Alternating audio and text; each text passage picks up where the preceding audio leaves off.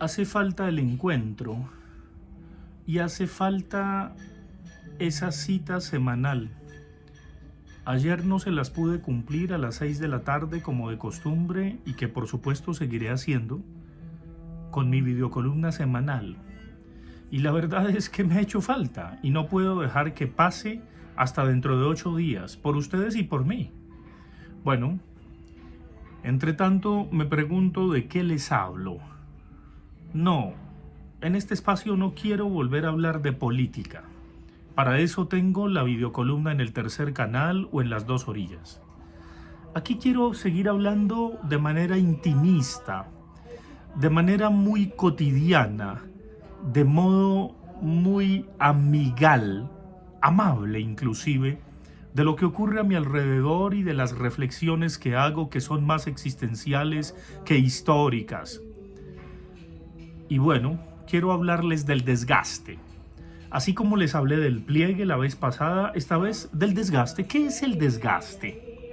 Bueno, que las cosas se corroen, que las cosas se quiebran, que los seres humanos nos enfermamos, que los seres que amamos fallan, que evidentemente hay heridas, hay cicatrices, hay profundas y al mismo tiempo maravillosas vulnerabilidades en lo que creemos que funciona, que podemos controlar, que por supuesto después de una ilusión viene una desilusión, un desengaño. Creemos en X, Y, Z, alfa, beta, gamma, epsilon y nos decepcionan. Por eso es fundamental entender que no hay mesías, que no hay salvadores, que no hay redentores. No, fallamos. Asumir la falta, asumir la falla, asumir la vulnerabilidad es asumir el desgaste. Pero hay algo extraordinario en eso de asumir el desgaste. Es entender que la coquetería es una promesa que no se cumple. Es entender que hoy se puede decir algo y mañana de pronto no sostenerlo. Que ya no hay un juramento o una palabra que se cumpla per secula seculorum hasta que la muerte nos separe. Que de pronto estamos tan entusiasmados y queremos saltar al abismo por una causa, por algo o por alguien y al día siguiente nos arrepentimos. Bueno, eso es el desgaste. Hay que aceptarlo. Y hay que convivir con él, pero hay una opción aún más interesante, que es una opción a posteriori, cuando algo se rompe, cuando algo se quiebra, cuando hay una fisura después de una fricción, y es entender que hay una estética del desgaste, y que este es un motivo no solamente político, sino estético, de resistencia, de decirle un sí a la vida. Que un jarrón que se rompe se puede reparar, como mi escultura, como el Hermes, que dicho sea de paso volvió.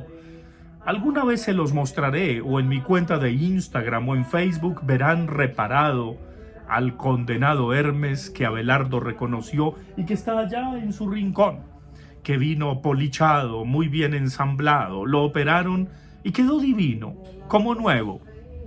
Cuando lo veo como nuevo, a esa escultura, a esa figura, me hace falta el viejo, el que evidentemente tenía un bronce desgastado, pero aquí lo polichan y lo dejan como si volviera a un apartamento del norte. No, yo no soy del norte, soy del centro, siempre he vivido en los centros de las ciudades. Bueno, pero ahí está, espero que se desgaste. El uso.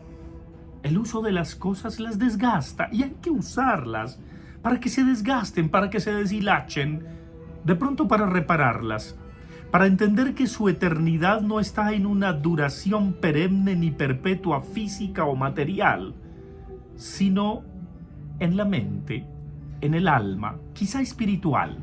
Eso es el alma de las cosas, de lo que reflexionamos hace algún tiempo. Pero el desgaste también es la cicatriz. Es eso que queda después de reparar. Y hay algo hermoso en contemplarlo, en ver y en decir, a pesar del desgaste, a pesar de la fisura, a pesar de la cicatriz, lo quiero, la quiero. estás en mi casa, estás en mi vida, estás en mi alma. Qué maravilla que haya defectos de fábrica, qué maravilla que las cosas no sean perfectas, bruñidas, afeitadas perfectamente, cuadradas como los jardines a la francesa y no a la inglesa, donde surge justamente la maleza que se toma como una enredadera el jardín. La maleza es importante. Y desde ese punto de vista, en política y en historia, siempre vamos a tener decepciones. Optamos por la menos peor de las opciones en el mundo democrático. Pero es evidente que después de que quienes llegan al poder se encaraman en él, pues tienen que conservarlo y por supuesto van a tener dificultades y no van a poder cumplir todo lo que prometieron. Lo mismo ocurre a nivel individual, a nivel personal. Alguien nos promete algo y de pronto mañana, pasado, en una semana, en un mes, en un año, las cosas cambian. Lo curioso es que a personas como Abelardo uno no las puede engañar, siempre nos van a reclamar. Quizá porque no tienen el maldito intelecto humano y creen firmemente en nosotros y nos dicen, ¿por qué no juegas conmigo? ¿Por qué me quitas ese objeto? ¿Por qué mi pelota ya no está ahí? ¿Por qué me limpió la yerba gatera o los rastros de yerba gatera que son mi territorio? Claro, no lo enuncian así, simplemente nos miran y al mirarnos, evidentemente nos cuestionan. Sí que nos hace falta entender el desgaste. El desgaste que tiene que ver con algo bastante natural, pero al mismo tiempo que es bastante natural, es espiritual. Qué lindo que uno empiece a creer y a amar los buzos, las cosas que se desgastan, que se deshilachan. No todo tiene que ser design y perfecto. A las cosas les cae polvo. Eso es importante. Y hay momentos como al cuerpo humano en donde ya pues no vamos a poder comer tanta grasa, tanta harina, etc. Forma parte de la vida, forma parte del desgaste de la maquinita que es el cuerpo. Hay cosas que quedan pegadas y que es difícil limar, limpiar. Un poco como aquello que brota, que se brota, aquello que se oxida. Y a propósito de aquello que se oxida, el óxido es interesante. No hay un teflón eterno de una sartén. No. Habrá un momento en donde ya no da más. Lo dejamos de arqueología, lo dejamos de decorado. Pero hasta ahí ya no puede cumplir ese mismo uso, esa misma función, pero nos puede recordar qué cumplió, para qué servía. Y es interesante, podríamos rehabilitarlo. Y en la medida en que lo rehabilitemos, vemos más que si sirve o no, cómo nos evoca un pasado glorioso. El objeto, la cosa, la persona.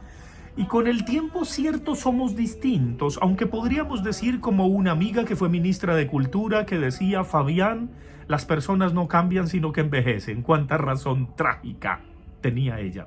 Cierto. Envejecemos, probablemente no cambiamos y probablemente siempre seamos los mismos niños que jugábamos con mamá y que ahí aprendimos los fetiches primordiales de la vida. Y probablemente, y esto lo digo con absoluta claridad, los políticos sí que son niños.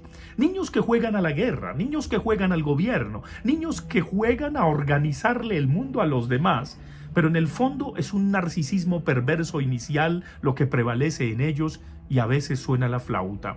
A veces no sé si prescinden de su narcisismo, pero más que en su egoísmo, en su egotismo, hacen cosas por otros. De pronto porque eso les repercute en mejores aplausos, en más fama, en más poder, no lo sé. El desgaste. Todos y todas nos desgastamos. Hay que aprenderlo y hay que asumirlo. Y asumirlo gozosamente, dichosamente, comprensivamente. Que las cosas se usen, que se desgasten. No hay que guardarlas solamente para una ocasión especial, ni acumularlas, no. Habrá que entender su desgaste, su descomposición, su naturaleza muerta. Si algo me conmueve de hacer jarrones a veces, es hacer jarrones de flores y hojas secas. De flores siempre vivas, que no es que siempre estén vivas, parecen siempre vivas, por eso ese nombre, con hojas secas. Qué hermosas naturalezas muertas que se pueden componer y que nos alegran la vida.